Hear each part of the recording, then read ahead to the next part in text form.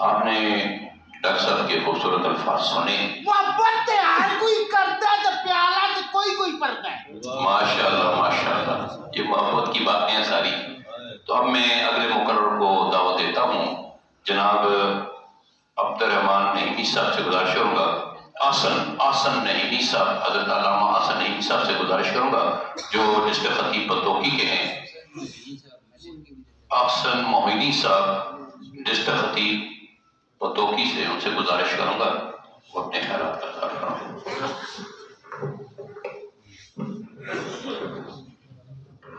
بسم اللہ الرحمن الرحیم. نحمده ونصلي ونسلم على رسوله الكريم وعلى آلہ واصحابہ واہل بیتہ اجمعین. درود پاک پڑھیے. الصلاۃ والسلام علیک یا سیدی یا رسول اللہ وعلى آلہ واصحابہ یا سیدی یا رحمۃ للعالمین.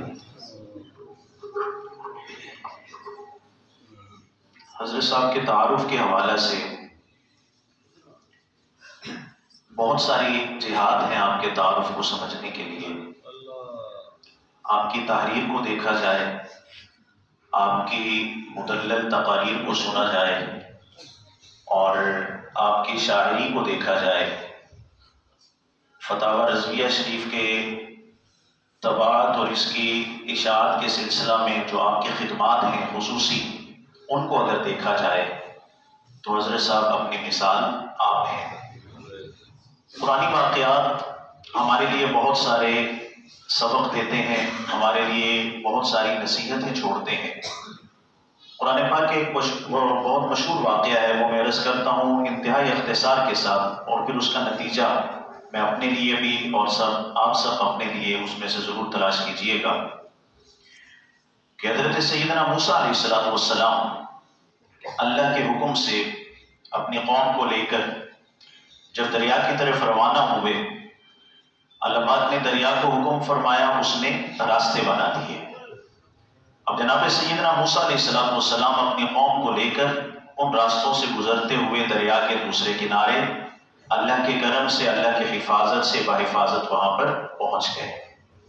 فرعون جب بیدار ہوا، اس کو جب پتہ چلا کہ جناب موسیٰ علیہ السلام اپنی قوم کو لے کر روانہ ہو چکے، اس نے پیچھا کیا، پکڑنے کی کوشش کی کہ جا کر میں انہیں پکڑ لوں، روک لوں، اس ملک سے انہیں باہر نہ جانے دوں.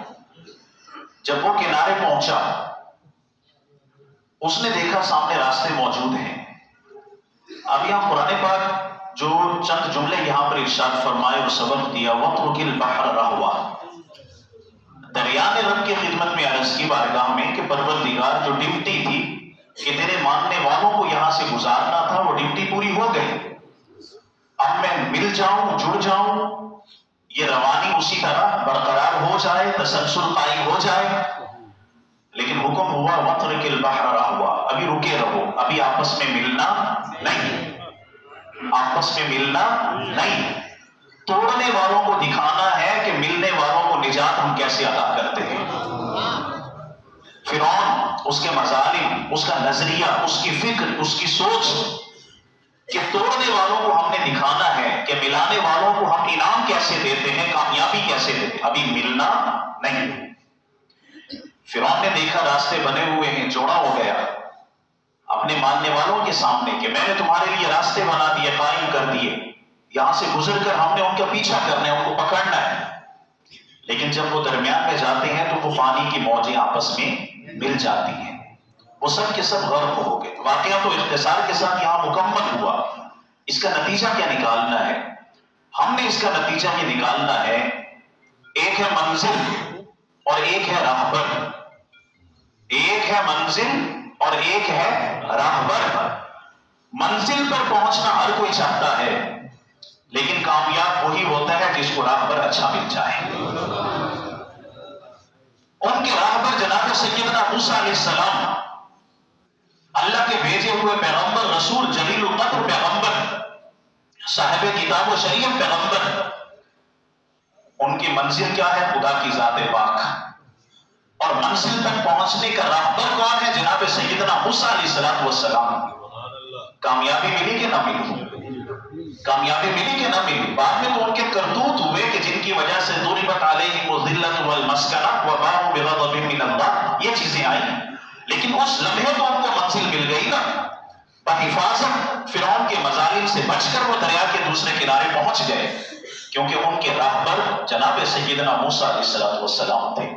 اور فرعونیوں کو نجات نہ مل سکی کہ منزل ان کے سامنے بھی وہی تھی کہ دریا کو پار کر لیں، منزل ایک تھی لیکن راہبر جدا جدا تھے۔ جن کا راہبر کامل تھا وہ منزل پر کامیابی سے پہنچ گئے، اور جن کا راہبر کامل نہیں تھا وہ منزل پر کامیابی سے پہنچنے میں کامیاب نہ ہو سکی۔ صراط مستقیم تو ہے، اہدنا الصراط المستقیم، صراط مستقیم پر مولا چلا۔ وہاں پر بھی ایک بیٹھا ہے لَأَقْعُدَنَّ لَهُمْ صِرَاطَكَ الْمُسْتَقِيمَ، کہ صراط مستقیم پر چلنے والوں کے راستے میں روڑے اٹکاؤں گا، دائیں بائیں آگے پیچھے آ کر ان کو گمراہ کروں گا۔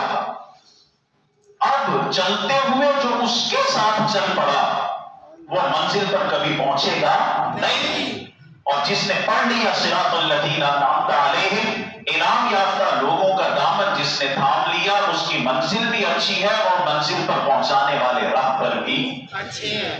نتیجہ یہ نکلتا ہے کہ منزلیں کامیابی تک نہیں پہنچاتی ہیں، کامیابی تک پہنچانے کے لیے کامل راہبر کی ضرورت ہوتی ہے، کامل رہنما کی ضرورت ہوتی ہے۔ خانقاہ شریف سے تعلق رکھنے والے متوسلین، مریدین خاص طور پر، اور ہم جیسے عقیدت مند، ہم سب کے لیے یہ سبق ہے کہ راہبر اگر کوئی میسر آ جائے تو پھر شبانی سے کلیمی 2 قدم ہوا کرتی ہے، پھر وہ لمبے راستے نہیں ہوتے، لمبے بیٹھے نہیں ہوتے، پھر وہ 2 قدم ہی کافی ہو جاتے ہیں جو کسی راہبر کی سنگت میں اٹھانا نصیب ہو جائے اور منزل تک پہنچنا نصیب ہو جائے۔ آپ سب خوش نصیب ہیں، ہم سب خوش نصیب ہیں کہ عظیم راہبر میسر آئے، جو صاحب جو شریعت مطہرہ پر بھی عمل کرتے ہیں، مصطفیٰ کریم علیہ السلام کی سنتوں کا فروغ اور حضور کی محبت کا فروغ جو ہے، یہ دنیا کے اندر بھی کامیابی کی ضمانت ہے اور آخرت میں حضور کی شفاعت کی یقینی طور پر ضمانت ہے۔ سید الورا یہ سیرت کی کتاب یہ صرف پڑھنے سے تعلق نہیں رکھتی، بلکہ یہ سالکین کو منزلوں تک پہنچا دیتی ہے۔ اور منزل کیا ہے؟ مکین گنبد خضرا کے مبارک قدم ہے، اور جو وہ وہاں پہنچا اسے اللہ کی رضا نصیب ہو گئی۔ مالی کریم حضرت صاحب کے فیوز و برکات کو ہم سب کے لیے جاری و ساری فرمائے۔ وما توفیقی الا باللہ۔